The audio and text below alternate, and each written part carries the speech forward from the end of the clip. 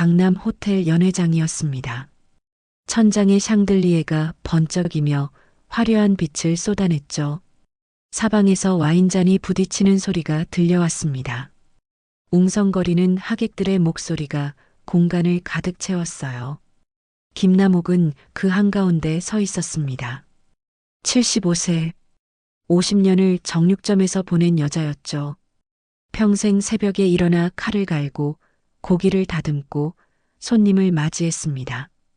거친 손이었지만 정직한 손이었어요. 그 손으로 아들을 키웠고 며느리를 받아들였고 손주의 돌잔치상에 올릴 고기를 직접 골랐습니다. 오늘은 손주의 돌잔치였어요. 남옥은 앞치마를 벗고 정장을 차려입었습니다. 거울 앞에서 몇 번이나 옷깃을 매만졌죠. 손끝에서 희미하게 고기 냄새가 났지만 비누로 3번이나 씻었습니다. 이제는 괜찮을 거라 생각했어요. 사회자가 마이크를 들었습니다. 이제 가족분들 모두 단상으로 올라와 주시기 바랍니다. 사진 촬영 시간이었죠. 남옥은 조심스럽게 단상을 향해 걸어갔습니다. 심장이 두근거렸어요. 가족 사진이라는 게 이렇게 떨리는 일인지 처음 알았습니다. 손주를 안고 있는 아들의 얼굴이 보였죠. 행복해 보였습니다. 그때였어요. 며느리 윤설인이 남옥의 앞을 가로막았습니다. 어머니, 잠시만 기다리세요. 피 냄새가 조금 나는 것 같아요. 남옥의 발이 멈췄습니다. 피냄새. 그 말이 귓속으로 파고들었어요. 주변의 모든 소리가 멀어지는 것 같았습니다. 남옥은 자신의 손을 내려다봤죠. 깨끗이 씻은 손이었습니다. 하지만 며느리의 눈빛에는 거부감이 담겨 있었어요. 이건 내 손의 냄새야. 이 손으로 내 남편을 키웠고 이 손으로 너희 잔치상에 고기를 올렸는데. 목소리가 떨렸습니다. 주변의 시선이 하나둘 모이기 시작했어요. 하객들이 수군거렸습니다. 누군가 코를 훌쩍였고 누군가는 고개를 돌렸죠. 남옥의 얼굴이 뜨거워졌습니다. 수치심이 아니었어요. 분노였습니다. 그때 저 멀리서 목소리가 들려왔습니다. 장태광이었죠. 78세. 대형 식품기업 태진미트의 회장이었습니다. 온화한 미소를 짓고 있었지만 그 눈빛은 차갑게 식어 있었어요. 그는 남옥의 사돈이었습니다. 며느리 윤설인의 아버지였죠. 저분은 밖으로 모셔드리세요. 구두 소리가 다가왔습니다. 경호원이 남옥의 팔을 잡았어요. 정중했지만 단호한 손길이었습니다. 이쪽으로 가시죠. 남옥은 뿌리치지 않았습니다. 하지만 그 자리에 서서 사방을 둘러봤어요.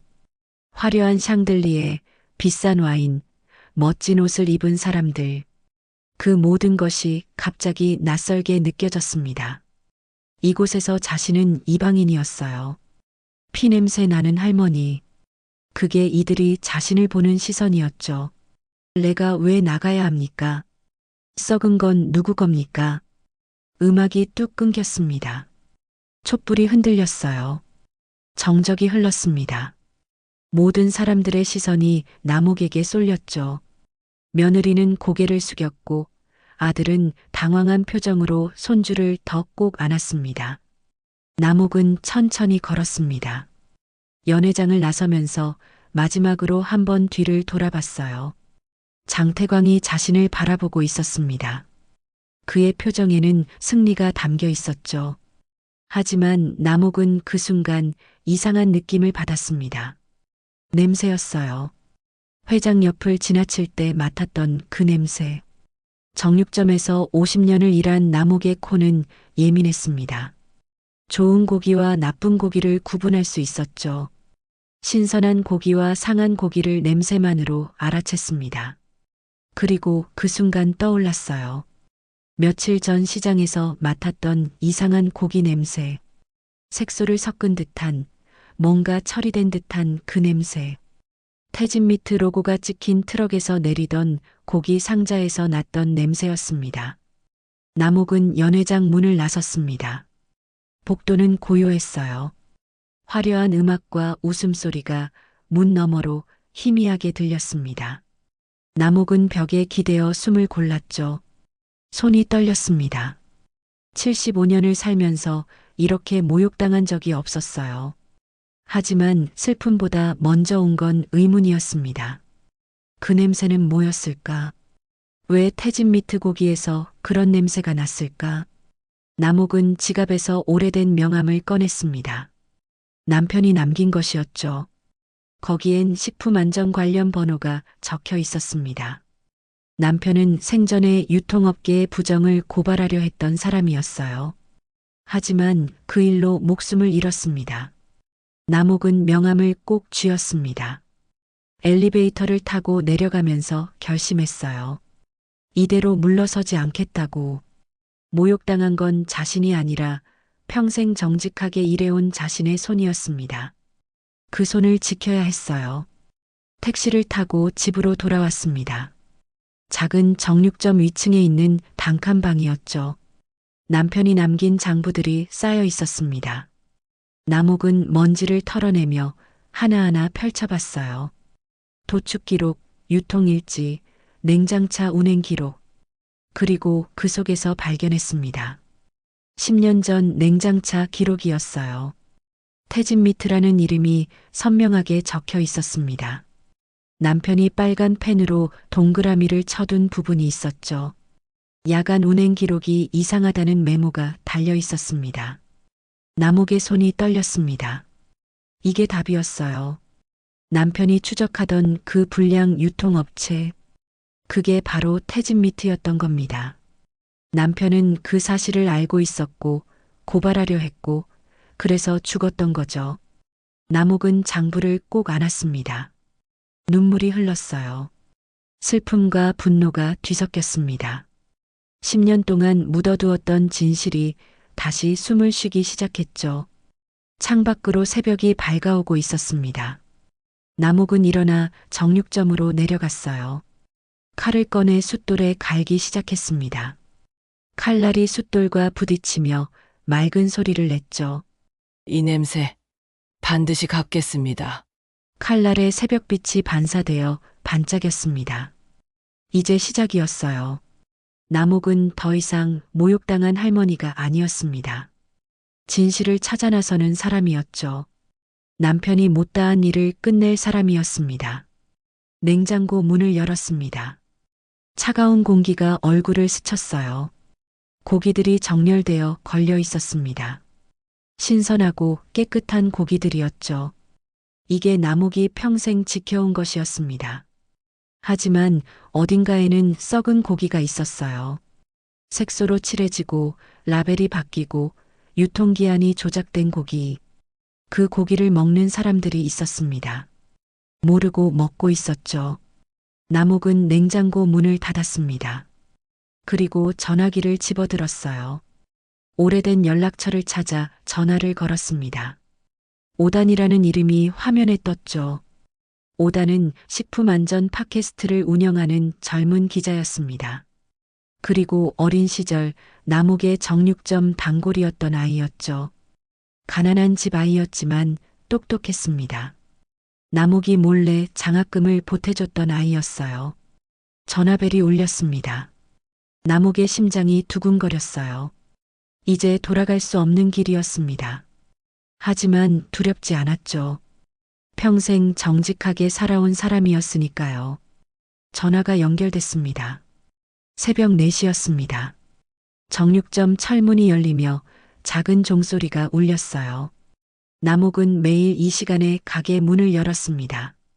50년 동안 단 하루도 거르지 않았죠. 냉장고가 숨쉬는 소리가 고요한 가게 안에 울려 퍼졌습니다. 남욱은 불을 켰습니다. 형광등이 깜빡이다 환하게 밝아졌어요. 도마 위에 어제 손질하던 갈비가 놓여 있었습니다. 남욱은 갈비를 들어 올려 냄새를 맡았죠. 갈빗대가 우는구나. 고기는 말을 했습니다. 신선한 고기는 맑은 소리를 냈고 상한 고기는 탁한 소리를 냈어요. 남욱의 귀는 그 차이를 알았습니다. 손끝도 알았고 코도 알았죠. 50년이 가르쳐 준 것이었습니다. 칼을 꺼냈습니다. 숫돌에 물을 적시고 칼날을 갈기 시작했어요. 칼이 숫돌과 부딪히며 규칙적인 소리를 냈습니다. 이 소리를 들으면 마음이 차분해졌죠. 세상이 아무리 복잡해도 칼은 거짓말하지 않았습니다. 칼은 거짓말 안 해. 그때 가게 문이 열렸습니다. 5단이었어요. 32살. 식품안전 팟캐스트를 운영하는 기자였습니다. 키가 크고 말랐지만 눈빛은 날카로웠죠. 그는 어린 시절 이 동네에서 자랐습니다. 가난한 집 아이였지만 공부를 잘했어요. 남욱은 그 아이에게 종종 고기를 싸주곤 했습니다. 값을 받지 않았죠. 그냥 자투리라고 했습니다. 하지만 자투리치곤 좋은 부위였어요. 아이는 그걸 알았습니다. 그래서 대학에 가서도 명절 때마다 찾아왔죠. 어머니, 저 왔어요. 남욱은 고개를 들었습니다. 5단의 얼굴에 걱정이 어려 있었어요. 어젯밤 전화를 받고 바로 달려온 모양이었습니다. 잔치 얘기 들었어요. 괜찮으세요? 남욱은 칼을 내려놓았습니다. 괜찮냐는 질문에 대답하기가 어려웠어요. 괜찮지 않았습니다. 하지만 주저앉을 수도 없었죠. 냄새가 죄가 되는 세상이구나. 5단은 가방에서 서류 뭉치를 꺼냈습니다. 그의 손이 떨렸어요. 뭔가 중요한 걸 가져온 게 분명했습니다. 제보가 하나 들어왔습니다. 유통일지가 이상해요. 남욱은 서류를 받아들었습니다. 태진 미트의 유통 기록이었어요. 일자별로 정리된 도축 기록과 출하 기록이 빼곡히 적혀 있었습니다. 남욱은 눈을 가늘게 뜨고 숫자들을 따라갔죠. 뭔가 이상했습니다. 도축 일자와 출하 일자 사이의 간격이 들쭉날쭉했어요. 어떤 건 하루 만에 출하됐고 어떤 건 20일이 지나서 출하됐습니다. 냉장 보관을 한다 해도 20일은 너무 길었죠. 남욱은 자신이 보관하던 남편의 장부를 가져왔습니다. 먼지가 쌓인 오래된 장부였어요. 페이지를 넘기며 10년 전 기록을 찾았습니다. 그리고 5단이 가져온 서류와 비교했죠. 패턴이 같았습니다. 10년 전에도 지금도 똑같은 패턴이었어요. 야간에 이동하는 냉장차, 외곽 창고를 경유하는 경로, 이상하게 긴 보관 기간. 냉장차가 여기서 꺾이네. 손가락으로 지도 위의 한 지점을 짚었습니다. 경기도 외곽의 작은 창고였어요. 태진 미트의 공식 물류센터가 아니었습니다. 지도상으로는 그냥 빈 창고로 표시되어 있었죠. 거기 가봐야 할 것 같아요. 외곽 창고에 들러보죠. 남욱은 고개를 끄덕였습니다. 하지만 서류를 내려다보며 다시 한번 확인했어요. 숫자들이 말을 걸어왔습니다. 조작된 숫자들이었죠. 숫자도 냄새가 나는구나. 5단은 남욱의 표정을 살폈습니다. 그녀의 눈빛이 달라져 있었어요. 어젯밤 모욕당한 할머니가 아니었습니다. 무언가를 추적하는 사냥꾼의 눈빛이었죠. 서류 더미 속에서 라벨 샘플이 나왔습니다. 5단이 몰래 입수한 것이었어요. 태진 미트 제품의 라벨이었습니다. 도축 일자와 유통기한이 인쇄되어 있었죠. 남욱은 라벨을 자세히 들여다봤습니다. 날짜 부분이 이상했어요. 인쇄 상태가 미묘하게 달랐습니다. 어떤 건 선명했고 어떤 건 흐릿했죠. 같은 프린터로 찍은 게 아닌 것 같았습니다. 라벨 날짜가 튀는구나. 5단은 확대경을 꺼냈습니다. 남욱에게 건네주며 자세히 보라고 했어요. 확대경으로 보니 더 명확했습니다. 날짜 숫자의 폰트가 미묘하게 달랐죠. 같은 날 인쇄된 라벨인데 폰트가 다를 리 없었습니다. 누군가 라벨을 다시 찍은 겁니다. 유통기한을 바꾸기 위해서였죠. 남욱의 가슴이 두근거렸습니다. 남편이 추적하던 게 바로 이거였어요. 라벨 조작, 유통기한 연장, 그리고 그 뒤에 숨은 거대한 부정. 남편은 그 증거를 찾다가 목숨을 잃었습니다. 남옥은 남편의 장부를 다시 펼쳤습니다. 빨간 펜으로 쓴 메모가 여러 군데 있었어요. 남편의 글씨체였습니다. 밤 2시 창고 경유, 라벨 교체 의심, 냄새 이상. 마지막 메모가 남옥의 눈을 사로잡았습니다. 냄새 이상. 남편도 알았던 겁니다. 고기 냄새가 이상하다는 걸, 뭔가 처리된 냄새라는 걸. 남옥은 눈을 감았습니다. 10년 전 그날이 떠올랐어요. 남편이 집에 돌아왔을 때였습니다. 평소와 달리 표정이 어두웠죠. 저녁을 먹다 말고 창밖을 바라봤습니다. 여보, 나 큰일 하나 해야겠어. 무슨 일인데요? 사람들이 썩은 고기를 먹고 있어. 모르고 먹고 있어. 남편은 더 말하지 않았습니다. 그리고 일주일 후 교통사고로 세상을 떠났죠. 경찰은 단순 사고라고 했습니다. 하지만 남옥은 알았어요. 사고가 아니었다는 걸. 남옥은 눈을 떴습니다. 오단이 걱정스러운 얼굴로 자신을 바라보고 있었어요. 어머니, 괜찮으세요? 남옥은 고개를 끄덕였습니다. 괜찮지 않았지만 괜찮은 척해야 했어요. 지금 무너지면 안 됐습니다. 남편도 이 냄새를 맡았어. 그날도 이 냄새였단다. 오다는 남옥의 손을 잡았습니다. 차갑고 거친 손이었지만 힘이 있었어요. 50년 동안 칼을 잡아온 손, 거짓말하지 않는 손, 그 손으로 이제 진실을 찾아야 했습니다.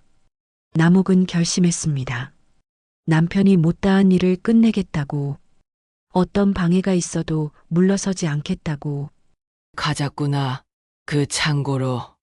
오다는 고개를 끄덕였습니다. 가방을 챙기며 차 키를 꺼냈어요. 남옥도 정육점 문을 잠그고 나섰습니다. 새벽 5시였죠. 동쪽 하늘이 조금씩 밝아오고 있었습니다. 차를 타고 출발했습니다. 도시를 벗어나 외곽으로 향했어요. 도로는 한산했습니다. 간간히 화물차가 지나갔죠.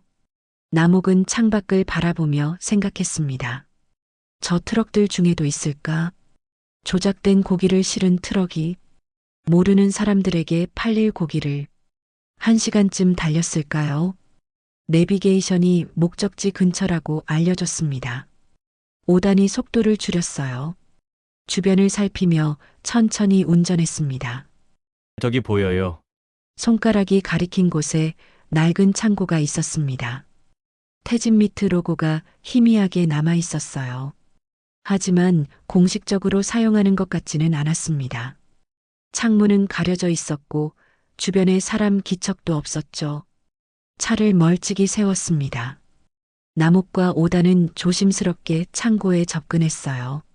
남옥의 심장이 빨리 뛰었습니다. 두려움이 아니었어요. 긴장이었죠. 창고 문틈으로 냄새가 새어나왔습니다. 남옥은 본능적으로 코를 킁킁거렸어요. 그리고 그 순간 알았습니다. 고기 냄새였습니다. 하지만 정상적인 고기 냄새가 아니었어요. 뭔가 섞인 냄새, 화학 약품 같은 게 섞인 냄새, 그리고 그 아래 깔린 미묘한 부패 냄새. 남옥의 얼굴이 굳어졌습니다. 남편이 맡았던 냄새였어요. 10년 전 그날 남편이 사람들이 썩은 고기를 먹고 있다고 말했을 때의 그 냄새. 오단이 휴대폰으로 창고를 촬영했습니다. 남옥은 창고 벽에 귀를 댔어요. 안에서 냉장고 돌아가는 소리가 들렸습니다. 누군가 이곳을 여전히 사용하고 있었죠. 그때였습니다. 멀리서 차 소리가 들려왔어요. 오단과 남옥은 재빨리 몸을 숨겼습니다. 관목 뒤에 웅크렸죠. 차 한 대가 창고 앞에 멈춰 섰습니다. 냉장 트럭이었습니다. 태진미트 로고가 선명했어요. 운전사가 내렸습니다. 열쇠로 창고 문을 열고 안으로 들어갔죠. 남옥과 오다는 숨을 죽였습니다. 잠시 후 운전사가 상자들을 들고 나왔어요. 고기 상자였습니다. 트럭에 싣기 시작했죠. 상자마다 태진미트 라벨이 붙어 있었습니다. 5단이 계속 촬영했습니다. 운전사는 서둘러 상자를 실었어요. 10여 개쯤 됐습니다. 그리고 트럭 문을 닫고 다시 운전석에 올랐죠. 트럭이 출발했습니다. 5단과 남옥은 그제야 몸을 일으켰어요. 남옥의 다리가 저렸지만 참았습니다. 전부 촬영했어요. 증거가 충분합니다. 남옥은 창고를 다시 바라봤습니다. 저 안에 뭐가 있을까? 얼마나 많은 고기가 라벨을 바꿔 달고 나갈까? 얼마나 많은 사람들이 속고 있을까? 주머니에서 뭔가 느껴졌습니다. 봉투였어요. 5단이 아까 건넨 거였습니다. 남옥은 봉투를 꺼내 열었죠. USB가 들어 있었습니다. 작고 가벼운 물건이었지만 무게감이 느껴졌어요. 이 안에 진실이 담겨 있었습니다. 내부 제보자가 보낸 겁니다. 라벨 교체 영상이 들어있대요. 남옥은 USB를 꼭 쥐었습니다. 이제 시작이었어요. 증거를 모으고 진실을 밝히고 남편의 한을 풀어야 했습니다. 차에 다시 올라탔습니다. 돌아가는 길, 남옥은 계속 생각했어요. 어떻게 해야 할까? 어떻게 하면 이들을 막을 수 있을까? 남편의 목소리가 들리는 것 같았습니다. 여보, 썩은 건 버려야 해. 남옥은 창밖을 바라보며 중얼거렸습니다. 썩은 건 반드시 버려야지. 사흘이 지났습니다. 남옥은 정육점을 운영하면서도 계속 자료를 검토했어요. USB에 담긴 영상을 10번도 넘게 봤습니다. 희미한 조명 아래 누군가 라벨을 떼어내고 새 라벨을 붙이는 장면이었죠. 날짜가 바뀌었습니다. 유통기한이 20일 연장됐어요. 그것도 모자라 색소까지 뿌렸습니다. 선홍빛이 더 진해졌죠. 마치 방금 도축한 것처럼 보이게 만들었습니다. 남옥의 손이 떨렸습니다. 분노였어요. 50년 동안 정직하게 고기를 다뤄온 사람으로서 참을 수 없었습니다. 고기는 생명이었어요. 동물의 생명을 받아 사람이 먹는 거였습니다. 그걸 이렇게 속이다니. 5단이 다시 찾아왔습니다. 손에 또 다른 서류를 들고 있었어요. 표정이 심각했습니다. 어머니, 내부 제보자를 만났어요. 남옥은 칼을 내려놓았습니다. 내부 제보자, USB를 보낸 사람. 남옥은 그 사람이 궁금했어요. 어떤 사람이길래 양심의 소리를 들었을까? 오늘 밤 만나기로 했어요. 외곽 주차장에서요. 남옥은 고개를 끄덕였습니다. 시계를 봤어요. 오후 6시였습니다. 해가 지고 있었죠. 남옥은 앞치마를 벗고 외투를 걸쳤습니다. 밤 9시였습니다. 대형마트 외곽 주차장이었어요. 불빛이 희미했습니다. 차들이 드문드문 서 있었죠. 5단의 차 안에서 남옥은 주변을 살폈습니다. 한 남자가 걸어왔습니다. 50대 후반쯤 돼 보였어요. 작은 체구에 안경을 쓰고 있었습니다. 고개를 자주 돌리며 주변을 경계했죠. 5단이 차창을 내렸습니다. 이성구 과장님이시죠? 남자가 고개를 끄덕였습니다. 차에 올라탔어요. 뒷좌석에 앉으며 한숨을 쉬었습니다. 손이 떨리고 있었죠. 이성구였습니다. 태진미트 품질관리과장이었어요. 15년 동안 그 회사에서 일했습니다. 유능한 사람이었죠. 하지만 지금은 죄책감에 짓눌린 얼굴이었습니다. 처음엔 몰랐어요. 그냥 회사 지시를 따랐을 뿐이죠. 목소리가 떨렸습니다. 남옥은 뒤를 돌아봤어요. 이성구와 눈이 마주쳤습니다. 그의 눈빛에는 두려움과 후회가 뒤섞여 있었죠. 하지만 점점 이상했어요. 유통기한을 자꾸 연장하라고 했습니다. 색소도 더 진하게 하라고요. 언제부터였나요? 한 10년 전부터요. 회장님이 직접 지시했어요. 10년 전 남옥의 가슴이 철렁했습니다. 남편이 죽은 시기였어요. 남편이 추적하던 바로 그때부터였습니다. 왜 이제야 말하는 겁니까? 이성구는 고개를 떨구었습니다. 아이가 아파요. 암이에요. 목소리가 가라앉았습니다. 병원비가 많이 들었다고 했어요. 회사를 그만둘 수 없었습니다. 양심과 생계 사이에서 괴로워했죠. 그런데 지난주에 아이가 물었어요. 아빠는 좋은 사람이냐고. 남옥은 이성구의 어깨가 떨리는 걸 봤습니다. 대답할 수가 없었어요. 나는 좋은 사람이 아니었거든요. 침묵이 흘렀습니다. 차 안이 고요했어요. 멀리서 차 소리만 희미하게 들렸습니다. 진실을 말하는 게 약입니다. 이성구가 고개를 들었습니다. 남옥의 눈빛이 단호했어요. 하지만 따뜻했습니다. 이성구는 그 눈빛에서 용기를 얻었죠. 여기 제 시간표입니다. 가방에서 수첩을 꺼냈어요. 1년치 근무 기록이 빼곡히 적혀 있었습니다. 야간 근무 날짜가 표시되어 있었죠. 그리고 각 날짜마다 메모가 달려 있었습니다. 라벨 교체, 색소 처리, 유통기한 연장, 구체적인 기록이었습니다. 밤 2시에 라벨을 갈아요. CCTV를 피해서 하죠. 오단이 수첩을 받아 사진을 찍었습니다. 이성구는 계속 말했어요. 어떻게 작업이 이루어지는지, 누가 관여하는지, 회장이 어떻게 지시하는지, 모든 걸 털어놨습니다. 회장님이 직접 전화해요. 오늘 밤에 돌려. 이렇게요. 남옥은 그 말을 귀담아 들었습니다. 증거가 필요했어요. 회장의 직접적인 지시를 입증할 수 있는 증거, 녹음이나 문자 같은 것.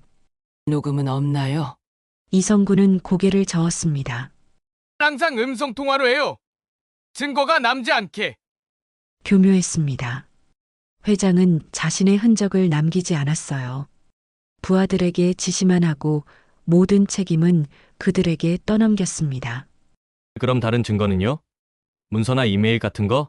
전부 구두로 해요. 문서로 남기면 안 된다고 했어요. 계획적이었습니다. 10년 동안 완벽하게 증거를 없애가며 부정을 저질렀던 겁니다. 남옥은 깊게 숨을 들이마셨습니다. 어렵겠지만 방법이 있을 거였어요. 반드시 찾아내야 했습니다. 우리가 증거를 만들어야겠네요. 이성구와 오단이 남옥을 바라봤습니다. 남옥의 눈빛이 날카로웠어요. 무언가 계획이 떠오른 것 같았습니다. 녹음을 하죠. 동의를 받고 이성구는 잠시 망설였습니다. 하지만 곧 고개를 끄덕였어요. 아이의 얼굴이 떠올랐습니다. 아빠는 좋은 사람이야 라고 말할 수 있는 아빠가 되고 싶었죠. 동의합니다. 제 목소리 녹음하셔도 돼요. 오단이 녹음기를 꺼냈습니다. 빨간 불이 들어왔어요. 이성구는 다시 한번 모든 것을 진술했습니다. 더 구체적으로, 더 명확하게. 30분이 지났을까요? 녹음이 끝났습니다. 이성구는 차에서 내렸어요. 떠나기 전 남옥을 바라봤습니다. 감사합니다. 조금이나마 마음이 가벼워졌어요. 남옥은 고개를 끄덕였습니다. 이성구가 어둠 속으로 사라졌어요. 남옥과 오단만 남았습니다. 이제 어떻게 하실 거예요? 남옥은 휴대폰을 꺼냈습니다. 그때 전화가 울렸어요. 모르는 번호였습니다. 남옥은 전화를 받았죠. 여보세요. 낮고 침착한 목소리가 들려왔습니다.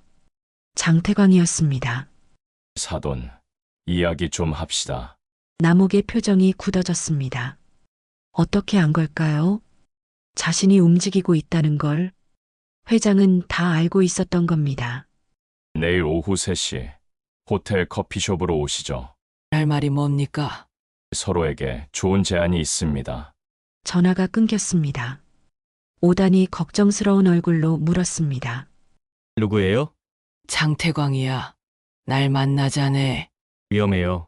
가시면 안 돼요. 하지만 남옥은 고개를 저었습니다. 회유가 시작됐어요. 남옥은 알았습니다. 회장이 자신을 막으려 한다는 걸. 하지만 피할 수는 없었죠. 가야지. 어차피 피할 수 없어. 다음 날 오후 3시였습니다. 강남의 고급 호텔이었어요. 로비가 화려했습니다. 샹들리에가 반짝였죠. 손주 돌잔치가 열렸던 곳이었습니다. 남욱은 커피숍으로 들어갔습니다. 구석 자리에 장태광이 앉아 있었어요. 양복을 단정하게 차려입고 있었습니다. 온화한 미소를 짓고 있었지만 눈빛은 차가웠죠. 오셨습니까, 사돈? 남욱은 마주 앉았습니다. 테이블 위에 서류 봉투가 놓여 있었어요. 채권 양도서입니다. 액면가의 120%로 드리죠. 남욱은 봉투를 열어보지 않았습니다. 정육점 건물 채권 말입니다. 빚 전부 갚고도 남을 겁니다. 큰 돈이었습니다. 평생 모은 돈보다 많았어요.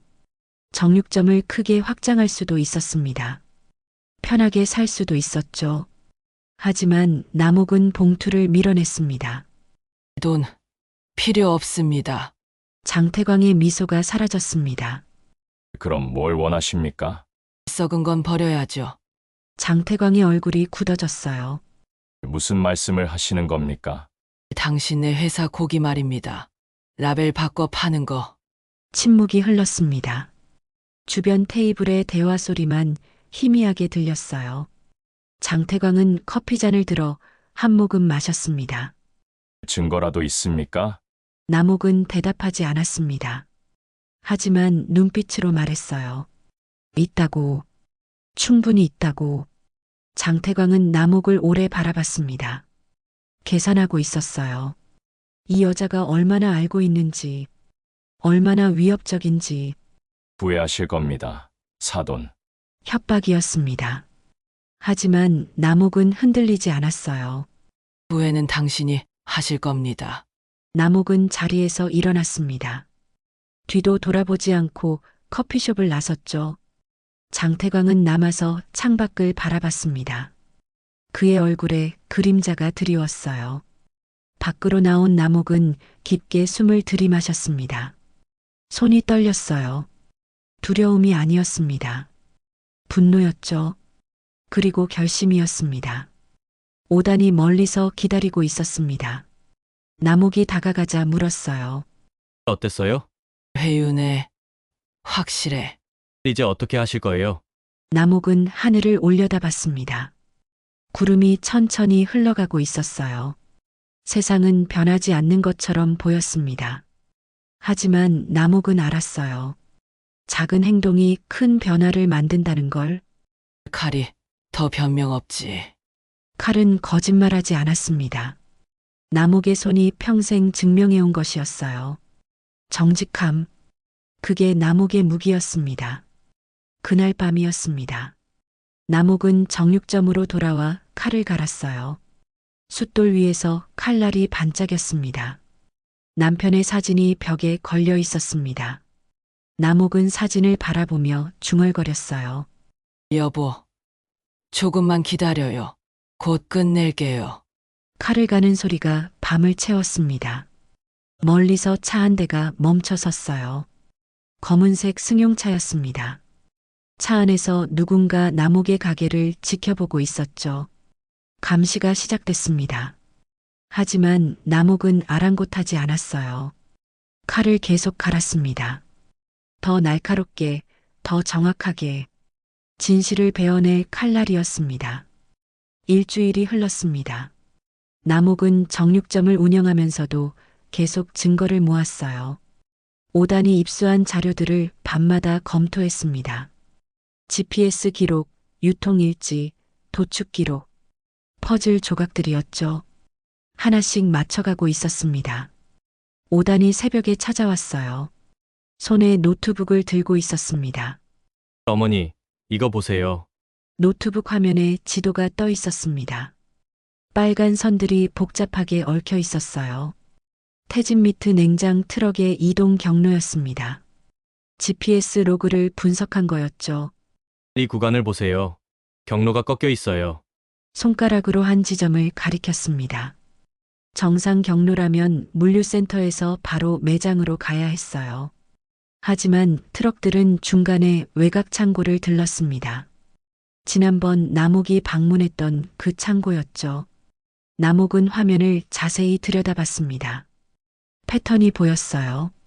매주 화요일과 목요일 밤, 트럭들이 그 창고에 들렀습니다. 체류 시간은 대략 2시간에서 3시간. 이 시간 동안 뭘 하는 걸까? 라벨 교체할 시간으로 딱 맞아요. 남옥은 고개를 끄덕였습니다. 이성구가 말했던 것과 일치했어요. 밤 2시에 작업한다고 했죠. CCTV를 피해서 5단이 다른 화면을 열었습니다. 그리고 이건 도축 기록이에요. 스프레드시트가 나타났습니다. 날짜별로 도축량이 기록되어 있었어요. 남옥은 숫자들을 따라가며 읽었습니다. 처음엔 특별한 게 보이지 않았죠. 하지만 자세히 보니 이상했습니다. 도축일과 출하일이 맞지 않았어요. 예를 들어 9월 5일에 도축된 고기가 9월 25일에 출하됐습니다. 20일이나 지난 거였죠. 냉장 보관을 한다 해도 너무 길었습니다. 이건 이미 유통기한이 지난 거야. 맞아요. 그런데 라벨은 신선하다고 찍혀나가죠. 남옥의 가슴이 답답해졌습니다. 얼마나 많은 사람들이 이 고기를 먹었을까? 모르고 먹었겠죠. 가족들에게 먹였을 겁니다. 직접 가서 확인해 봐야 할 것 같아요. 남옥은 시계를 봤습니다. 오전 10시였어요. 오늘 밤에 가자. 오다는 고개를 끄덕였습니다. 밤 11시였습니다. 남옥과 오다는 다시 외곽 창고로 향했어요. 도로는 어두웠습니다. 가로등이 드문드문 서 있었죠. 차를 창고에서 200m쯤 떨어진 곳에 세웠습니다. 불을 끄고 기다렸어요. 남옥의 심장이 빨리 뛰었습니다. 긴장됐지만 흥분되기도 했죠. 진실에 가까워지고 있었습니다. 1시간쯤 지났을까요? 저 멀리서 헤드라이트가 보였습니다. 냉장 트럭이었어요. 태진 미트 로고가 달려 있었습니다. 트럭이 창고 앞에 멈춰섰죠. 5단이 카메라를 꺼냈습니다. 망원 렌즈를 장착하고 촬영을 시작했어요. 운전사가 내렸습니다. 창고 문을 열고 안으로 들어갔죠. 남옥과 5단은 조심스럽게 접근했습니다. 창고 창문 틈으로 안을 들여다봤어요. 형광등이 켜져 있었습니다. 고기 상자들이 쌓여 있었죠. 그리고 작업대가 보였습니다. 누군가 고기를 꺼내 작업대에 올려놓았어요. 붉은 빛이 탁했습니다. 신선한 고기의 색이 아니었죠. 남옥은 본능적으로 알았습니다. 저건 오래된 고기였어요. 최소 3주는 된 것 같았습니다. 색이 변했고 윤기가 없었죠. 작업자가 스프레이를 꺼냈습니다. 고기에 뿌리기 시작했어요. 색소였습니다. 선홍빛 액체가 고기를 적셨죠. 몇 번 뿌리자 고기 색이 선명해졌습니다. 남옥의 손이 떨렸습니다. 분노가 치밀었어요. 어떻게 이럴 수 있을까? 사람들이 먹을 고기를 이렇게 속일 수 있을까? 작업자는 라벨 프린터를 켰습니다. 새 라벨을 출력했어요. 도축일이 오늘 날짜로 찍혀 나왔습니다. 유통기한도 새로 계산됐죠. 거짓 라벨이었습니다. 작업자는 원래 라벨을 떼어냈어요. 그리고 새 라벨을 붙였습니다. 완벽하게 바뀌었죠. 이제 이 고기는 오늘 도축된 신선한 고기가 됐습니다. 5단이 모든 걸 촬영했습니다. 작업은 계속됐어요. 상자마다 같은 과정을 반복했습니다. 색소를 뿌리고 라벨을 교체하고 다시 포장했죠. 30분쯤 지났을까요? 작업이 끝났습니다. 작업자는 상자들을 트럭에 실었어요. 깨끗하게 정리하고 창고 문을 잠갔습니다. 그리고 트럭을 몰고 떠났죠. 남옥과 5단은 차로 돌아왔습니다. 차 안이 고요했어요. 두 사람 모두 말이 없었습니다. 방금 본 것이 충격적이었죠. 남옥이 먼저 입을 열었습니다. 창고, 냄새가 났어. 5단이 남옥을 바라봤습니다. 톤이 달랐단다. 철분 향이 약했어. 남옥의 코는 정확했습니다. 50년 동안 단련된 감각이었어요. 신선한 고기는 특유의 철분 향이 강했습니다. 피의 냄새였죠. 하지만 오래된 고기는 그 향이 약해졌습니다. 색소 혼입한 냄새도 났어. 선홍빛인데 진짜 핏빛이 아니야. 확실한 증거를 잡았어요. 남옥은 고개를 끄덕였습니다. 하지만 이것만으론 부족했어요. 더 필요했습니다. 회장과의 연결고리, 지시 개통을 입증할 증거, 내부 서류가 필요해요. 회장의 지시서 같은 거. 이성구가 말했잖니. 문서로 남기지 않는다고. 오다는 한숨을 쉬었습니다. 막막했어요. 영상 증거는 있지만 회장을 직접 연결할 방법이 없었습니다. 남옥은 생각에 잠겼습니다. 방법이 있을 거였어요. 반드시. 차를 몰고 돌아오는 길이었습니다. 새벽 2시가 넘었어요. 도로가 한산했습니다. 간간히 화물차만 지나갔죠. 남옥은 창밖을 바라보며 생각했습니다. 어떻게 하면 회장의 목소리를 잡을 수 있을까? 전화 통화는 녹음할 수 없습니다. 직접 만나서 말을 유도해야 할까요? 그때 떠올랐습니다. 이성구가 했던 말이요. 회장님이 전화해요. 오늘 밤에 돌려 이렇게요. 전화. 회장은 부하들에게 전화로 지시했습니다. 그렇다면 그 통화를 녹음하면 되는 거 아닐까요? 물론 이성구 혼자서는 어렵겠죠. 회장이 의심할 겁니다. 하지만 다른 방법이 있었습니다. 이성구를 다시 만나야겠어. 왜요? 녹음을 해야지. 오다는 남옥의 의도를 알아챘습니다. 이성구와 대화하면서 회장의 지시 내용을 구체적으로 진술받는 거였어요. 그리고 그걸 녹음하는 겁니다. 좋은 방법이에요. 다음 날 저녁이었습니다. 남옥의 정육점이었어요. 문을 닫은 후였습니다. 이성구가 찾아왔죠. 가게 안은 고요했습니다. 냉장고 소리만 희미하게 들렸어요. 이성구는 긴장한 얼굴이었습니다. 남옥은 차를 내왔습니다. 따뜻한 차였어요. 이성구가 받아 한 모금 마셨습니다. 손이 조금 떨리고 있었죠. 오늘 밤이 기회래요. 이성구가 고개를 들었습니다. 말씀. 녹음됩니다. 괜찮으시죠? 이성구는 잠시 망설였습니다. 하지만 곧 고개를 끄덕였어요. 이미 결심한 일이었습니다. 네, 동의합니다. 오단이 작은 녹음기를 작동시켰습니다. 빨간 불이 켜졌어요. 이성구는 깊게 숨을 들이마셨습니다. 야간 2시에 작업을 돌려요. 라벨은 오전에 교체하죠. 목소리가 명확했습니다. 회장님 지시였어요. 밤에 돌려 라벨 바꿔 이렇게 말씀하셨죠. 남옥은 조용히 들었습니다. 색소도 더 진하게 하라고 했어요. 스탬프는 유지해 라고도 했습니다. 구체적인 진술이었습니다. 이성구는 계속 말했어요. 회장이 어떤 식으로 지시했는지, 어떤 말투를 썼는지, 언제 전화가 왔는지, 모든 걸 기억하고 있었습니다. 30분이 지났습니다. 녹음이 끝났어요.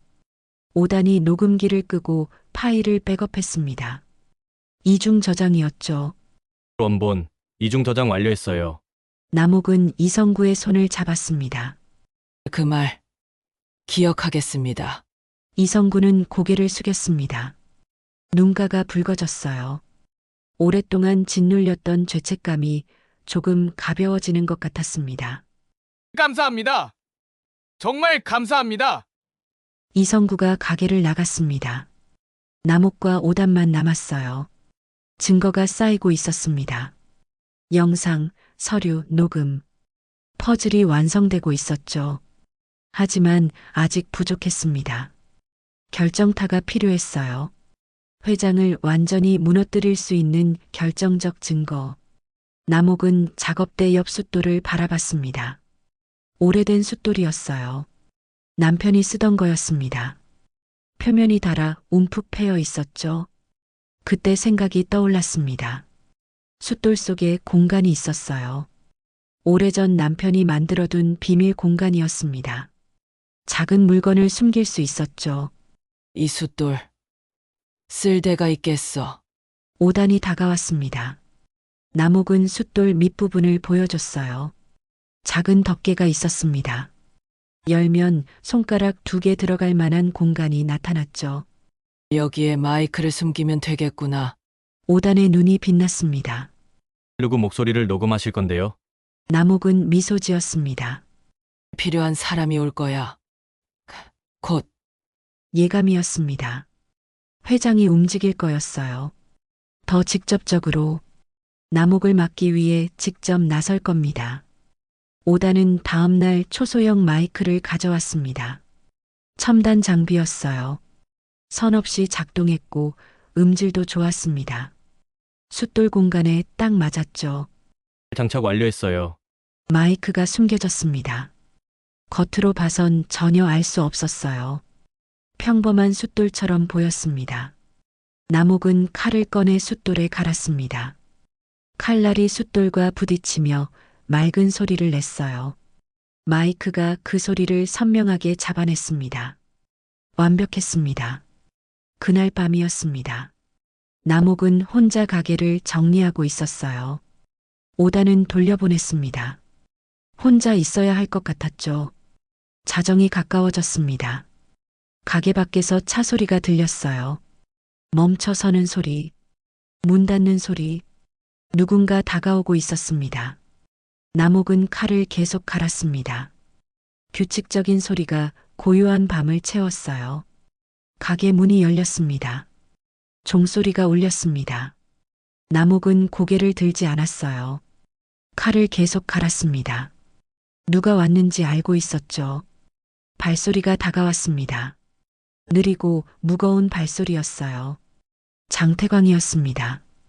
양복 대신 코트를 입고 있었어요. 모자를 눌러 썼습니다. 얼굴이 그늘에 가려져 있었죠. 하지만 남욱은 알았습니다. 냄새로 알았어요. 비싼 향수 냄새, 그 아래 깔린 불안의 냄새. 늦은 시간에 실례합니다. 남욱은 대답하지 않았습니다. 칼을 계속 갈았어요. 숫돌 속 마이크가 모든 소리를 녹음하고 있었습니다. 증거가 쌓이기 시작했습니다. 장태광은 가게 안을 둘러봤습니다. 오래된 정육점이었어요. 벽에는 낡은 사진들이 걸려 있었습니다. 남편과 남욱이 함께 찍은 사진들이었죠. 젊은 시절의 모습이었습니다. 장태광의 눈빛이 차가웠습니다. 이런 작은 가게에, 이런 초라한 곳에서 자신을 위협하는 사람이 나올 줄은 몰랐어요. 무시했던 겁니다. 그게 실수였죠. 남욱은 여전히 칼을 갈고 있었습니다. 규칙적인 소리가 울렸어요. 칼날이 숫돌과 부딪히며 날카로운 음을 냈습니다. 그 소리가 가게 안을 채웠죠. 사돈, 그만 좀 하시죠. 남욱은 손을 멈췄습니다. 칼을 천천히 내려놓았어요. 그리고 고개를 들어 장태광을 바라봤습니다. 두 사람의 시선이 마주쳤죠. 무슨 일로 오셨습니까? 장태광은 주머니에서 봉투를 꺼냈습니다. 두툼한 봉투였어요. 현금이 들어있는 게 분명했습니다. 이거 받으십시오. 조용히 하시면 더 드리죠. 남욱은 봉투를 보지도 않았습니다. 5천만 원입니다. 작은 돈이 아니죠. 돌아가십시오. 장태광의 표정이 굳어졌습니다. 사돈, 왜 이러십니까? 우린 가족 아닙니까? 남욱은 차갑게 웃었습니다. 가족이라고요? 저를 쫓아낸 분이 장태광은 말문이 막혔습니다. 돌잔치 날의 일이 떠올랐죠. 하지만 곧 표정을 가다듬었습니다. 그건 오해였습니다. 사과드리죠. 오해가 아니었어요. 진심이었죠. 침묵이 흘렀습니다. 장태광은 봉투를 테이블에 내려놓았어요. 그리고 의자를 끌어당겨 앉았습니다. 사돈, 현실을 보십시오. 제 회사는 큽니다. 변호사도 많고 힘도 있죠. 협박이 시작됐습니다. 사돈이 뭘 한다 해도 소용없어요. 증거도 없을 거고요. 남옥은 조용히 들었습니다.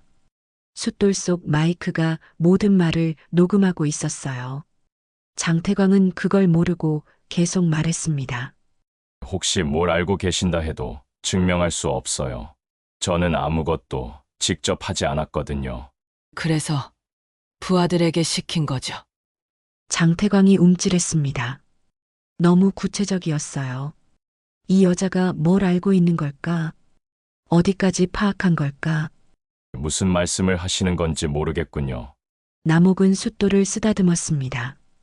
오래된 숫돌이었어요. 표면이 닳아 매끄러웠습니다. 남편의 손때가 묻어 있었죠. 이 숫돌 오래됐습니다. 남편이 쓰던 거예요. 장태광은 이해하지 못했습니다. 왜 갑자기 숫돌 얘기를 하는 걸까? 남옥은 계속 말했어요. 남편도 당신네 회사를 조사했었죠. 10년 전에. 장태광의 얼굴이 굳어졌습니다.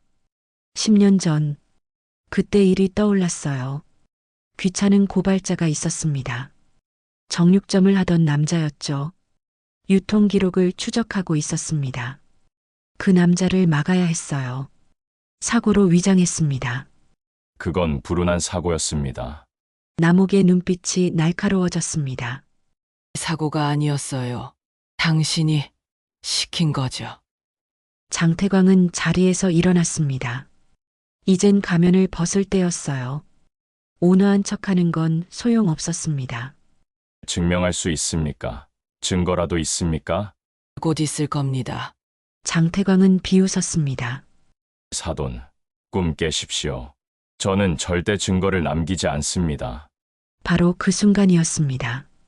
남옥이 기다렸던 말이었어요. 지금 남기고 계시네요. 장태광이 당황했습니다. 주변을 둘러봤어요. 뭔가 있는 걸까? 카메라, 녹음기. 하지만 아무것도 보이지 않았습니다. 남옥은 숫돌을 가볍게 두드렸습니다. 속에 공간이 있어요. 알고 계셨나요?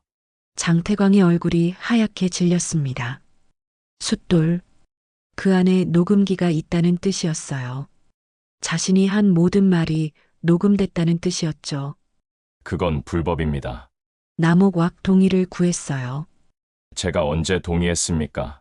남옥은 차분하게 대답했습니다. 들어오실 때 문 옆에 안내문이 붙어 있었죠. 녹음 중이라고. 장태광은 기억을 더듬었습니다. 그런 게 있었나? 확인하지 않았어요. 너무 급했습니다. 남옥을 회유하는 데만 집중했죠. 보지 못하셨다면 제 잘못은 아니죠. 장태광은 숨이 막혔습니다. 함정이었어요. 처음부터 계획된 함정이었습니다. 이 할머니가 자신을 유인한 겁니다. 장태광은 숫돌로 다가갔습니다. 손을 뻗어 숫돌을 잡으려 했어요. 하지만 남옥이 더 빨랐습니다. 칼을 집어들었죠. 날카롭게 간 칼이었습니다. 건드리지 마십시오. 장태광은 손을 멈췄습니다. 칼날이 형광등 빛에 반짝였어요. 남옥의 눈빛도 날카로웠습니다. 50년 동안 칼을 다뤄온 사람이었죠. 사돈, 진정하십시오. 남옥은 칼을 내려놓지 않았습니다. 돌아가십시오. 이제 할 말도 없을 겁니다. 장태광은 분노로 떨었습니다. 하지만 어쩔 수 없었어요. 여기서 더 말하면 더 많은 증거가 남을 뿐이었습니다. 후회하실 겁니다. 그 말 돌려드립니다. 장태광은 봉투를 집어들었습니다. 돌아서서 가게를 나갔어요. 문이 쾅 닫혔습니다. 종소리가 시끄럽게 울렸죠. 남옥은 그제야 칼을 내려놓았습니다. 손이 떨렸어요. 긴장이 풀렸습니다. 심장이 빠르게 뛰었죠. 하지만 해냈습니다. 회장의 말을 녹음했어요. 증거를 남기지 않는다는 말, 사고였다는 말, 협박하는 말들 모두 녹음됐습니다. 남옥은 숫돌 밑을 열었습니다. 작은 녹음기가 빨간 불을 깜빡이고 있었어요. 작동 중이었습니다. 남욱은 녹음을 멈추고 파일을 확인했죠. 선명했습니다. 장태광의 목소리가 또렷하게 들렸어요. 협박도 회유도 실수로 한 말들도 전부 담겨 있었습니다. 남욱은 파일을 백업했습니다. 휴대폰으로 전송하고 USB에도 저장했어요. 2중, 3중으로 백업했습니다. 전화를 걸었습니다. 5단에게였어요. 한밤중이었지만 5단은 바로 받았습니다. 어머니, 무슨 일이에요? 잡았어. 회장 목소리. 5단의 목소리가 상기됐습니다. 정말요? 어떻게요? 남욱은 상황을 설명했습니다. 숫돌 속 녹음기, 회장이 직접 찾아온 것, 녹음된 내용들. 대단하세요. 이제 결정타예요. 하지만 남욱은 조심스러웠습니다. 아직 끝난 게 아니야. 더 조심해야 해. 네, 알겠어요. 내일 아침에 뵙죠. 전화를 끊었습니다. 남욱은 가게를 정리했어요. 칼을 닦고 도마를 씻고 냉장고를 확인했습니다. 일상적인 일들이었죠. 하지만 마음은 무거웠습니다. 장태광이 가만히 있지 않을 거였어요. 더 거세게 반격할 겁니다. 돈으로도 안 되고 협박으로도 안 되니 다른 방법을 쓸 거였죠. 위험이 커지고 있었습니다. 남욱은 남편 사진을 바라봤습니다. 조심해요. 여보, 저들은 위험해. 환청이었지만 선명했어요. 알아요. 하지만 물러설 수 없어요. 창밖으로 새벽이 밝아오고 있었습니다. 남욱은 불을 끄고 2층으로 올라갔어요. 작은 방이었습니다. 침대에 누웠지만 잠이 오지 않았죠. 천장을 바라봤습니다. 내일은 어떻게 될까? 장태광이 뭘 할까? 며느리는 어떻게 나올까? 생각이 꼬리를 물었습니다. 하지만 결심은 흔들리지 않았어요. 남편이 못다한 일을 끝낼 거였습니다. 썩은 고기를 먹는 사람들을 구할 거였어요. 정직한 장사를 지킬 거였죠. 남욱은 눈을 감았습니다. 잠이 들려는 순간이었어요. 휴대폰이 울렸습니다. 문자였어요. 모르는 번호였습니다. 남욱은 화면을 확인했죠. 더 이상 나서지 마십시오. 마지막 경고입니다. 협박 문자였습니다. 남욱은 문자를 삭제하지 않았어요. 캡처해서 저장했습니다. 이것도 증거였죠. 또 다른 문자가 왔습니다. 가족이 다칠 수 있습니다. 남욱의 얼굴이 굳어졌습니다. 가족, 아들과 며느리, 그리고 손주. 저들이 가족을 위협하고 있었어요. 남욱은 침대에서 일어났습니다. 더 이상 혼자 할 수 없었어요. 경찰에 신고해야 했습니다. 아니면 언론에 알려야 했죠. 5단에게 다시 전화했습니다. 어머니, 또 무슨 일이에요? 협박 문자가 왔어. 남욱은 문자 내용을 읽어줬습니다. 5단의 목소리가 긴장됐어요. 경찰에 신고하세요. 지금 당장. 그러면 조사받느라 시간이 걸려. 그 사이 증거를 없앨 수도 있어. 그래도 안전이 먼저예요. 남욱은 고민했습니다. 안전과 정의 사이에서 갈등했어요. 물러서면 안전할 겁니다. 하지만 진실은 묻히겠죠. 일단 증거를 더 모으자.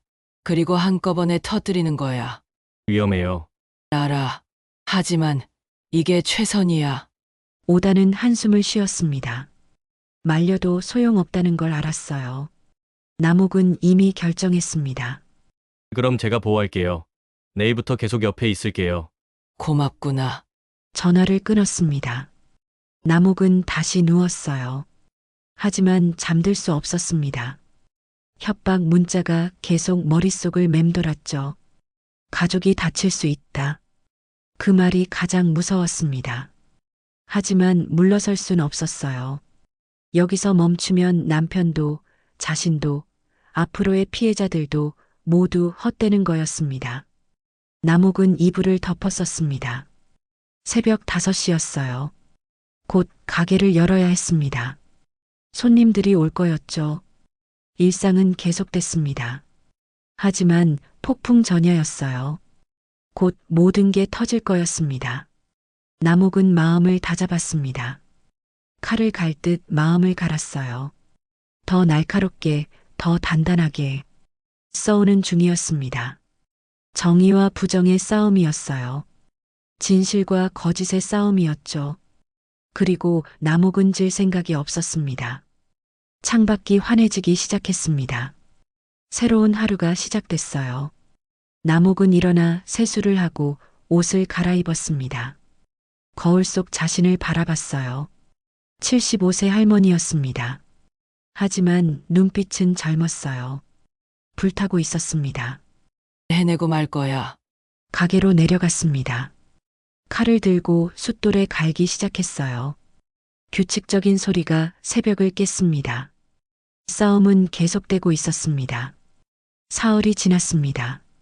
남욱은 평소처럼 정육점을 열었어요. 하지만 손님이 뜸했습니다. 평소 같으면 아침부터 북적였을 시간인데 조용했죠. 이상했습니다. 단골 손님들이 오지 않았어요. 10년 넘게 다니던 사람들도 발길을 끊었습니다. 오다니 이유를 알아냈습니다. 어머니, 온라인에 글이 올라왔어요. 휴대폰을 보여줬습니다. 지역 커뮤니티에 글이 떠 있었어요. 그 정육점 위생 불량이라는 제목이었습니다. 익명으로 올라온 글이었죠. 내용은 거짓이었습니다. 고기가 상했다느니, 냉장 관리를 안 한다느니, 온갖 거짓말이 적혀 있었어요. 댓글도 달려 있었습니다. 조작된 것 같았죠. 남욱의 얼굴이 굳어졌습니다. 이것들이 장태광의 소행이 분명했어요. 직접 위협이 통하지 않으니 우회적으로 공격한 겁니다. 남욱의 생계를 끊으려는 거였죠. 신고할까요? 소용없어. 익명이잖니. 그때 휴대폰이 울렸습니다. 가족 단톡방이었어요. 며느리 윤설인이 메시지를 보냈습니다. 어머니, 제발 그만하세요. 남욱은 메시지를 읽었습니다. 다음 메시지가 이어졌어요. 아버지 체면도 생각하셔야죠. 우리 가족이 어떻게 됩니까? 남욱의 손이 떨렸습니다. 분노가 치밀었어요. 체면이 사람 목숨보다 중요한가? 썩은 고기를 먹는 사람들보다 체면이 중요한가? 남욱은 답장을 쳤습니다. 체면이 목숨이냐? 짧고 강렬한 문장이었어요. 잠시 후 며느리가 또 메시지를 보냈습니다. 어머니 정육점도 망하실 텐데요. 그럼 어쩌시게요? 위협이었습니다. 하지만 남욱은 흔들리지 않았어요. 정육점이 망해도 상관없었습니다. 양심을 팔지만 않는다면요. 남욱은 답장을 보냈습니다. 나가면 또 있지. 진실은 방을 고른다. 메시지를 보낸 직후였습니다. 단톡방에서 강퇴됐어요. 며느리가 남욱을 내보낸 겁니다. 남욱은 휴대폰을 내려놓았습니다. 가슴이 아팠어요. 가족이 등을 돌렸습니다. 아들도 며느리도 자신 편이 아니었죠. 외로웠습니다. 하지만 포기할 순 없었어요. 오단이 어깨를 두드렸습니다. 제가 있잖아요. 남욱은 고개를 끄덕였습니다. 오단은 아들처럼 느껴졌어요. 어린 시절 고기를 싸주던 그 아이가 이제 자신을 지켜주고 있었습니다. 그날 저녁이었습니다. 가게 문을 닫으려는데 누군가 들어왔어요. 윤설인이었습니다. 며느리였죠. 남욱은 놀랐습니다. 단톡방에서 자신을 쫓아낸 사람이 왜 왔을까? 윤설이는 긴장한 얼굴이었습니다. 손에 봉투를 들고 있었어요. 큰 봉투였습니다. 어머니, 이거 봤어요. 봉투를 테이블에 내려놓았습니다. 남욱이 열어봤어요. 서류들이 가득했습니다. 태진 미트의 내부 문서였죠. 유통기록, 라벨 교체 지시서, 회계장부. 남욱의 눈이 커졌습니다. 이걸 어디서? 아버지 서재에 있었어요. 목소리가 떨렸습니다. 윤설이는 의자에 앉았어요. 얼굴이 창백했습니다. 어제 서재를 정리하다 발견했어요. 금고 속에 숨겨져 있었죠. 남옥은 서류를 하나씩 살폈습니다. 결정적인 증거들이었어요. 회장의 서명이 찍힌 지시서도 있었습니다. 유통기한 연장 승인이라고 적혀 있었죠. 이건 영상도 봤어요. 어머니가 준비하신 거. 오단이 윤설인에게 자료를 보냈었어요. 내부 고발자 이성구의 영상, 창고에서 라벨을 교체하는 장면, 모든 증거를 윤설이는 그걸 봤습니다. 처음엔 믿을 수 없었어요. 아버지가 그런 사람일 리 없다고 생각했죠. 하지만 증거는 명확했습니다. 그리고 서재의 문서들이 모든 걸 확인시켜줬어요. 영상이 진짜였네요. 눈가가 붉어졌습니다. 아버지가 정말 그런 일을 했어요. 목소리가 갈라졌어요. 울음이 터질 것 같았습니다. 남옥은 윤설인의 손을 잡았습니다. 차가웠어요. 떨리고 있었습니다. 늦지 않았단다. 윤설이는 고개를 들었습니다. 눈물이 흘러내렸어요. 평생 자랑스러워했던 아버지였습니다. 성공한 사업가, 존경받는 회장, 그런 아버지가 범죄자였던 겁니다. 제가 도울게요, 어머니. 남옥은 윤설인을 안아줬습니다. 며느리가 아니었어요. 같은 편의 선 동료였습니다. 미안해요. 너무 늦었죠. 아니야. 지금이라도 온 게 대단한 거야. 두 사람은 오래 그렇게 있었습니다. 밖에서 오단이 지켜보고 있었어요. 미소 지었습니다. 드디어 가족이 하나가 됐구나. 다음 날 아침이었습니다. 남옥은 윤설인이 가져온 서류들을 정리했어요. 오단과 함께 분석했습니다. 회계장부가 특히 중요했습니다. 불법 이익 금액이 기록되어 있었어요. 라벨 교체로 버린 고기를 팔아 얻은 돈. 10년간 200억 원이 넘었습니다. 이 정도면 중범죄예요. 남옥은 고개를 끄덕였습니다. 하지만 문제가 있었어요. 이 증거들을 어떻게 공개할 것인가. 경찰에 신고하면 조사에 시간이 걸립니다. 그 사이 장태광이 증거를 인멸할 수도 있었죠. 언론에 제보하면 취재에 시간이 걸립니다. 역시 장태광이 막을 수 있었어요. 남옥은 생각했습니다. 다른 방법이 필요했어요. 더 직접적이고 더 확실한 방법. 그때 윤설인이 말했습니다. 주주총회가 있어요. 남옥과 오단이 윤설인을 바라봤습니다. 다음 주 금요일이에요. 태진미트 본사에서요. 남옥의 눈이 빛났습니다. 주주총회. 주주들과 임원들, 그리고 언론이 모이는 자리였어요. 공개적인 자리였습니다. 그곳에서 증거를 공개하면 어떨까요? 장태광이 막을 수 없을 겁니다. 모든 사람들 앞에서 진실이 드러나는 거죠. 거기서 하는 거야. 주주총회장에 어떻게 들어가죠?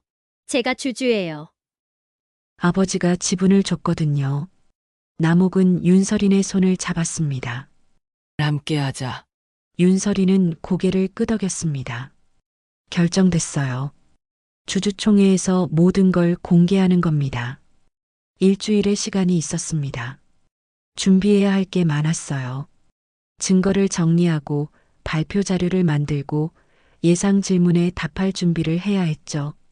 남옥과 오단, 윤설이는 밤낮으로 작업했습니다. 정육점 2층 작은 방이 작전실이 됐어요. 노트북과 서류들이 가득했습니다. 오단이 발표 자료를 만들었습니다. GPS 경로를 시각화했어요. 트럭이 창고에 들르는 장면을 애니메이션으로 만들었습니다. 라벨 교체 영상도 편집했죠. 윤설이는 회계 자료를 분석했습니다. 얼마나 많은 불법 이익을 얻었는지 계산했어요. 그래프로 만들어 한눈에 보이게 했습니다. 남옥은 발표 원고를 썼습니다. 어떻게 시작할지, 무엇을 말할지, 어떻게 끝낼지. 밤마다 원고를 다듬었어요. 사흘째 되는 날이었습니다. 휴대폰이 울렸어요. 모르는 번호였습니다. 남욱은 받지 않았죠. 하지만 문자가 왔습니다. 방송은 막혔습니다.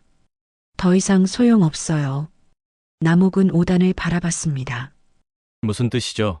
남욱은 문자를 보여줬어요. 5단이 확인해 봤습니다. 제가 연락했던 방송국이 거절했대요. 왜? 법무팀에서 압박했다네요. 명예훼손으로 고소하겠다고. 장태광의 방해 공작이었습니다. 언론을 막은 거였어요. 방송으로 공개할 길이 막혔습니다. 하지만 남욱은 당황하지 않았습니다. 괜찮아. 우린 주주총회가 있잖아. 거기도 막으면요. 못 막을 거야. 공개 행사니까. 윤설인도 동의했습니다. 주주들 앞에서 발표하면 막을 수 없어요. 방향이 정해졌습니다. 주주총회장이 최종 결전지가 될 거였어요. 나흘째 되는 날이었습니다. 리허설을 했습니다. 남욱이 발표 연습을 했어요. 5단과 윤설인이 청중 역할을 했습니다. 처음엔 목소리가 떨렸습니다. 하지만 점점 안정됐어요. 원고를 외울 만큼 반복했습니다. 잘하세요, 어머니. 남욱은 미소 지었습니다. 며느리가 이제 진심으로 자신을 응원하고 있었어요. 체면보다 정의를 선택했습니다. 체면보다 양심이 낫네요. 이제야 알았구나. 윤설이는 고개를 숙였습니다. 부끄러웠어요. 그동안 자신이 얼마나 잘못 살았는지 깨달았습니다. 닷새째 되는 날이었습니다. 등기 우편이 도착했어요. 소환장이었습니다. 경찰서에서 온 거였어요. 명예훼손 혐의로 조사받으라는 내용이었습니다. 장태광이 고소한 겁니다. 남욱을 조사받게 만들어 시간을 끌려는 거였죠. 주주총회 전에 움직이지 못하게. 하지만 남욱은 웃었습니다. 늦었어. 이미 준비 끝났거든.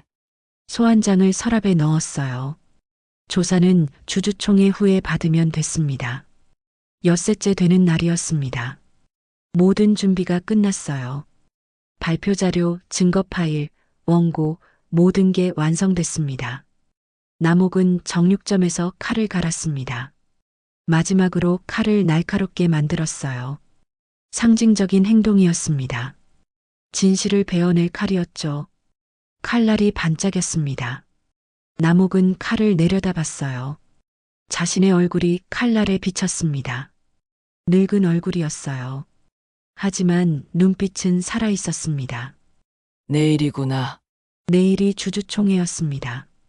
모든 게 결정되는 날이었어요. 남욱은 깊게 숨을 들이마셨습니다. 두렵지 않았어요. 오히려 후련했습니다. 드디어 끝을 볼 수 있었죠. 남편의 한을 풀어줄 수 있었습니다. 썩은 고기를 먹는 사람들을 구할 수 있었어요. 정의를 세울 수 있었습니다. 남욱은 가게에 불을 껐습니다. 내일을 위해 일찍 자야 했어요. 침대에 누워 눈을 감았습니다. 남편이 떠올랐어요. 잘하고 있어요, 여보. 남욱은 미소 지었습니다. 고마워요. 지켜봐. 주세요. 잠이 들었습니다. 평온한 잠이었어요. 내일의 폭풍을 앞둔 고요였습니다. 금요일 아침이었습니다. 남욱은 새벽 5시에 일어났어요. 평소보다 일찍 일어난 거였습니다. 잠을 설쳤지만 몸은 가벼웠죠. 드디어 오늘이었습니다. 세수를 하고 옷을 갈아입었어요. 정장을 꺼냈습니다. 남편 장례식 때 입었던 옷이었죠. 10년 만에 꺼낸 거였습니다. 거울 앞에 섰습니다. 75세 할머니가 서 있었어요. 주름진 얼굴이었지만 눈빛은 단단했습니다. 해내자. 스스로에게 말했습니다. 가방을 챙겼어요. USB, 서류, 원고, 모든 증거가 들어 있었습니다. 그리고 한 가지 더. 정육점에서 붉은 앞치마를 가져왔습니다. 50년 동안 입었던 앞치마였어요. 고기 자국이 묻어 있었습니다. 씻어도 지워지지 않는 자국이었죠. 이걸 가져가기로 했습니다. 상징이었어요. 자신이 누구인지 보여주는 상징. 5단이 차를 몰고 왔습니다. 윤설인도 함께였어요. 세 사람은 차에 올랐습니다. 아무도 말하지 않았습니다. 긴장감이 흘렀어요. 하지만 결연함도 느껴졌습니다. 차는 강남을 향해 달렸습니다. 태진미트 본사는 강남 한복판에 있었어요. 20층짜리 건물이었습니다. 유리로 덮인 화려한 건물이었죠. 차가 도착했습니다. 오전 9시 30분이었어요. 주주총회는 10시의 시작이었습니다. 건물 앞에 사람들이 모여 있었습니다. 주주들이었어요. 양복을 차려입은 사람들이 대부분이었습니다. 기자들도 보였죠. 남욱은 차에서 내렸습니다. 가방을 메고 건물로 걸어갔어요. 5단과 윤설인이 양옆을 지켰습니다. 입구에서 경비가 막았습니다. 신분증 확인합니다. 윤설인이 나섰습니다. 저 주주예요. 윤설인입니다. 신분증과 주식 증서를 보여줬어요. 경비가 확인하고 고개를 끄덕였습니다. 들어가십시오. 로비를 지나 엘리베이터를 탔습니다. 20층 버튼을 눌렀어요. 엘리베이터가 올라갔습니다. 남욱의 심장이 뛰었습니다. 긴장됐어요. 하지만 두렵지 않았습니다. 엘리베이터 문이 열렸습니다. 대형 회의실이 보였어요. 입구에 현수막이 걸려 있었습니다. 제32회 정기 주주총회라고 적혀 있었죠. 안으로 들어갔습니다. 회의실은 넓었어요. 200석은 되는 것 같았습니다. 앞쪽에 단상이 있었고 스크린이 걸려 있었죠. 주주들이 자리를 채우고 있었습니다. 웅성거리는 소리가 들렸어요. 사람들이 서로 인사하고 대화했습니다. 남욱은 뒤쪽 자리에 앉았습니다. 5단과 윤설인이 양옆에 앉았어요. 남욱은 가방을 무릎 위에 올려놓았습니다. 10시가 됐습니다.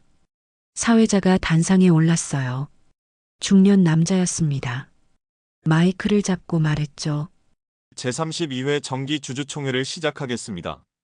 의사봉을 두드렸습니다. 똑똑똑. 회의실이 조용해졌어요. 사람들이 자리에 앉았습니다. 먼저 회장님 인사 말씀 듣겠습니다. 장태광이 단상에 올랐습니다. 양복을 말끔하게 차려입고 있었어요. 미소를 짓고 있었습니다. 자신감 있는 모습이었죠. 하지만 남욱은 알았습니다. 그 미소 뒤에 숨은 부패를, 거짓을. 존경하는 주주 여러분, 반갑습니다. 목소리가 회의실에 울렸습니다. 태진미트는 올해도 좋은 실적을 거뒀습니다. 매출이 전년 대비 20% 증가했죠. 박수 소리가 터졌습니다. 주주들이 기뻐했어요. 매출 증가는 배당금 증가를 의미했습니다. 하지만 남욱은 박수치지 않았습니다. 그 매출이 어떻게 만들어졌는지 알고 있었죠. 썩은 고기를 팔아서였습니다. 장태광의 인사말이 끝났습니다.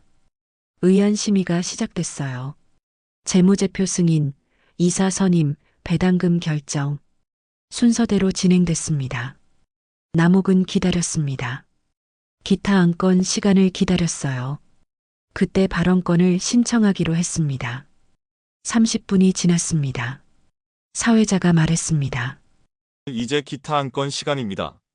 발언하실 분 계십니까? 남욱은 손을 들었습니다. 회의실이 조용해졌어요. 사람들이 남욱을 바라봤습니다. 누구지? 하는 시선이었죠. 네, 뒤쪽 분 말씀하십시오. 남욱은 일어났습니다. 천천히 앞으로 걸어갔어요. 모든 시선이 집중됐습니다. 장태광의 얼굴이 굳어졌죠. 남욱은 단상에 올랐습니다. 마이크를 잡았어요. 손이 떨렸지만 목소리는 단단했습니다. 증거를 제출하겠습니다. 회의실이 술렁였습니다. 무슨 증거? 사람들이 웅성거렸어요. 5단이 노트북을 들고 올라왔습니다.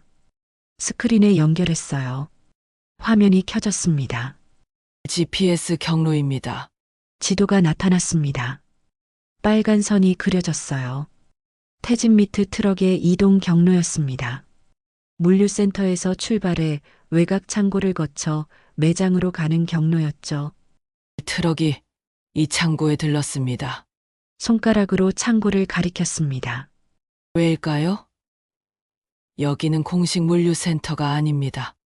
주주들이 화면을 주시했습니다. 궁금해하는 표정이었어요. 5단이 다음 화면을 띄웠습니다. 라벨 기록이었어요. 라벨 로그입니다. 프린터 기록을 보십시오. 숫자들이 나열됐습니다. 인쇄 시간, 인쇄 내용, 인쇄 위치, 같은 고기에 2번 라벨이 인쇄됐습니다. 화면을 가리키며 설명했어요.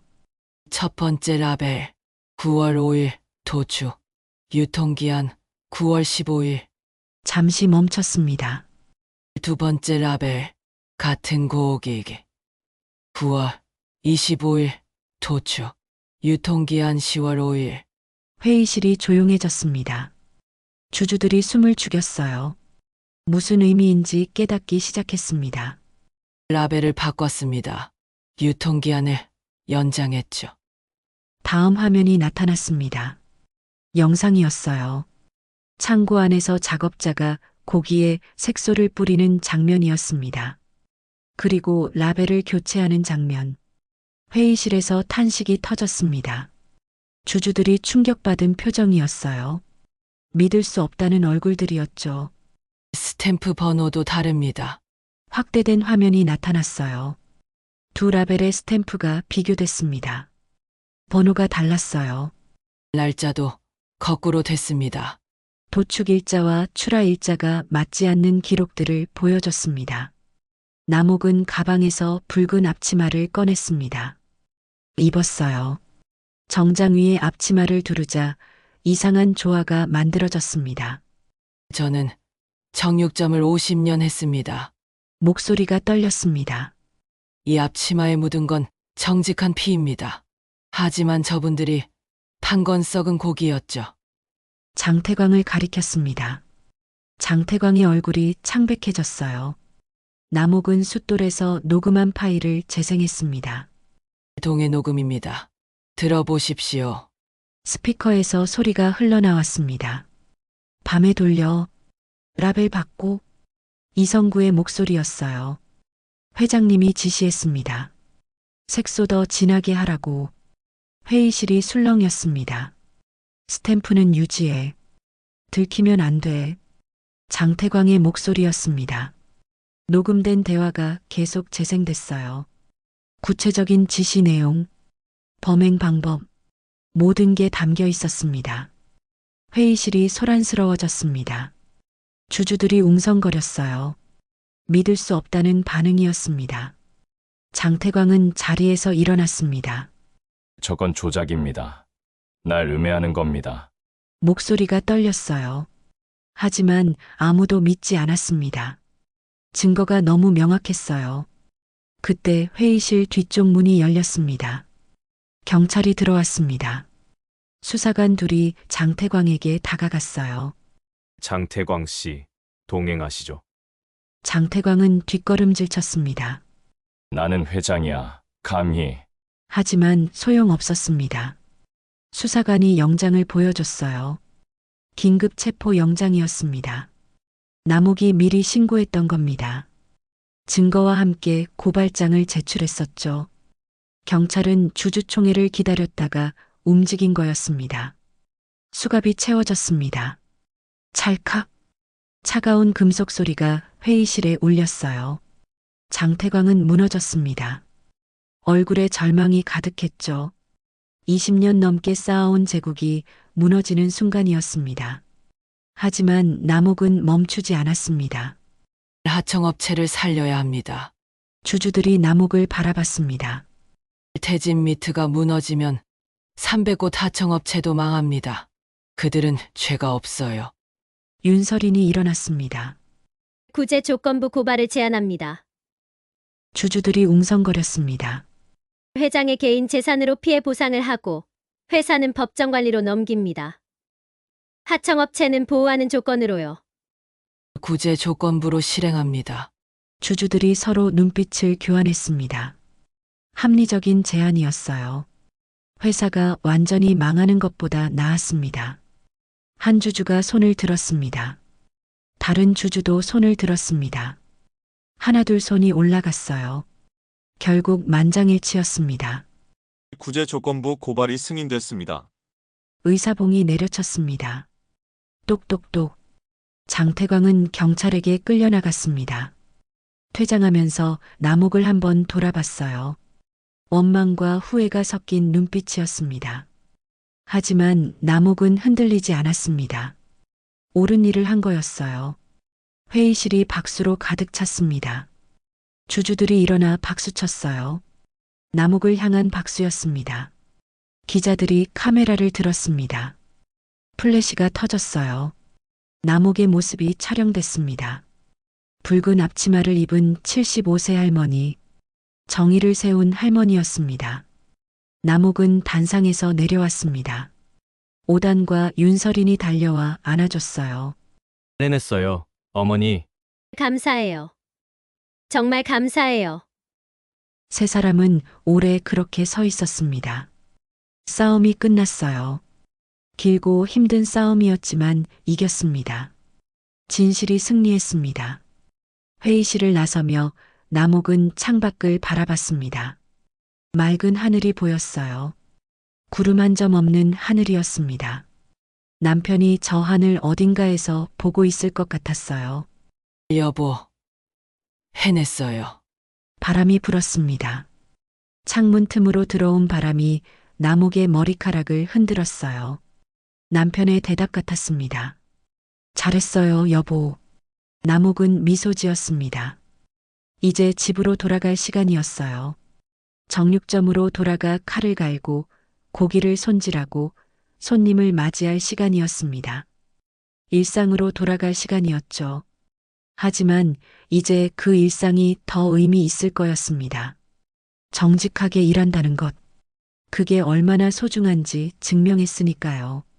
남옥은 고개를 들고 걸었습니다. 당당한 걸음이었어요. 부끄럽지 않은 걸음이었습니다. 한 달이 지났습니다. 새벽 정육점이었어요. 남옥은 여느 때처럼 4시에 일어나 가게 문을 열었습니다. 철문이 올라가며 작은 종소리가 울렸죠. 냉장고를 열었습니다. 고기들이 정렬되어 걸려 있었어요. 신선한 고기였습니다. 깨끗한 냄새가 났죠. 남옥은 칼을 꺼냈습니다. 숫돌에 물을 적시고 갈기 시작했어요. 칼날이 숫돌과 부딪히며 맑은 소리를 냈습니다. 칼날이 반짝이네. 햇살이 창문으로 들어왔습니다. 따뜻한 빛이었어요. 칼날에 반사되어 반짝였습니다. 가게 문이 열렸습니다. 오단이었어요. 손에 신문을 들고 있었습니다. 어머니, 기사 보셨어요? 신문을 펼쳐 보였습니다. 일면에 기사가 실려 있었어요. 정육점 할머니의 용기, 식품업계 변화 이끌다라는 제목이었습니다. 남옥은 기사를 읽었습니다. 장태광은 구속됐고 태진미트는 법정 관리에 들어갔다고 했어요. 하청업체들은 보호받게 됐다고 했죠. 특종상을 받았어요. 덕분입니다. 남옥은 고개를 저었습니다. 내가 잘한 거지. 어머니가 없었으면 불가능했어요. 두 사람은 미소 지었습니다. 손님들이 다시 돌아왔습니다. 온라인에 올라왔던 거짓 글은 삭제됐어요. 대신 진실이 알려지면서 더 많은 손님이 찾아왔습니다. 남옥의 정육점은 유명해졌습니다. 정직한 가게로 소문났죠. 오후였습니다. 윤설인이 찾아왔어요. 손주를 안고 있었습니다. 어머니, 안녕하세요. 남옥은 손주를 안아줬습니다. 아기가 웃었어요. 남옥도 웃었습니다. 새 회사 차렸어요. 민수식품이라고요. 남편의 이름이었습니다. 남옥의 눈가가 촉촉해졌어요. 깨끗한 유통망을 만들 거예요. 어머니 방식으로요. 잘하겠구나. 체면, 대신 사람을 배웠어요. 남옥은 며느리의 손을 잡았습니다. 따뜻했어요. 이제 진심으로 가족이 된 것 같았습니다. 저녁이었습니다. 가게를 정리하는데 손자가 놀러 왔어요. 아들도 함께였습니다. 남옥은 손자를 안아 올렸습니다. 이 냄새가 우리 냄새란다. 손자는 고개를 끄덕였습니다. 아들도 미소 지었어요. 이제야 어머니를 이해한 것 같았습니다. 밤이었습니다. 남옥은 혼자 가게에 남았어요. 칼을 닦고 도마를 정리하고 냉장고를 확인했습니다. 벽에 걸린 남편 사진을 바라봤습니다. 여보, 다 끝냈어요. 사진 속 남편이 웃고 있었습니다. 남옥도 웃었어요. 창밖으로 별이 보였습니다. 반짝이는 별들이었어요. 남옥은 앞치마를 벗었습니다.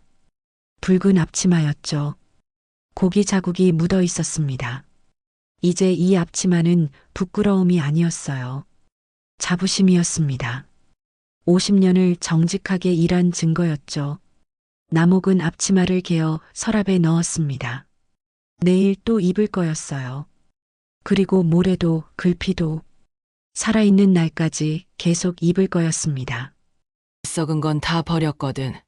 혼잣말이었습니다. 하지만 힘이 있었어요. 가게 불을 끄고 2층으로 올라갔습니다.